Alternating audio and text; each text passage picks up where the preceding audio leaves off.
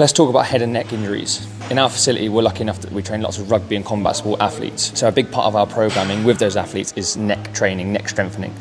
As Freddie says, neck training for contact athletes is pretty crucial. If you're doing a combat sport, you're going to get punched or kicked in the head. You need to make sure that we are training the strength in our necks to make sure we're able to absorb that impact.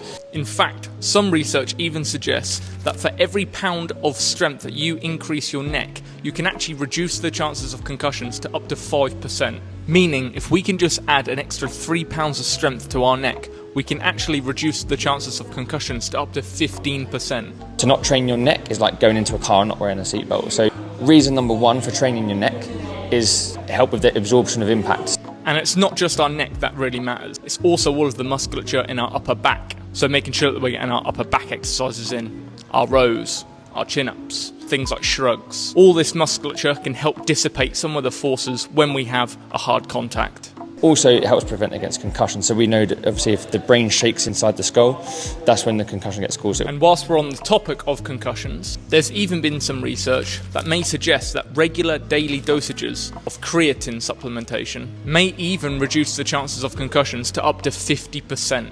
That's pretty damn good. As well as this, we also want to make sure that we're regularly hydrating ourselves, just because that added brain fluid creates a cushioning effect when we have a hard head contact. This is why we tend to see knockouts and concussions more prevalent in dehydrated individuals.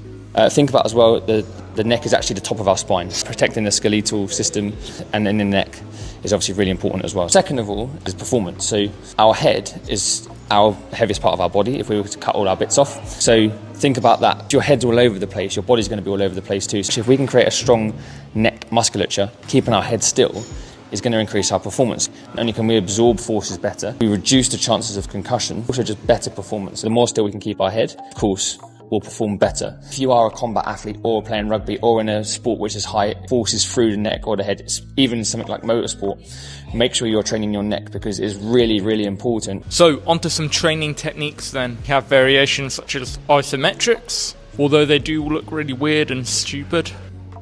Just make sure it's your neck doing the work, and you're not just using your upper back to just lean against something. We also have extension-based exercises. Developing all the musculature in the back of the neck, also the upper back. There's flexion-based exercises. Developing all the muscles in the front of the neck. We also have rotational-based exercises to help develop the muscles in the neck that help with rotation. We've got lateral flexion and extension also to develop the muscles on the side of the neck. If this has been helpful, guys, make sure to share, drop a comment below. Let us know what are your thoughts on concussions, neck injuries, and even how to train your neck.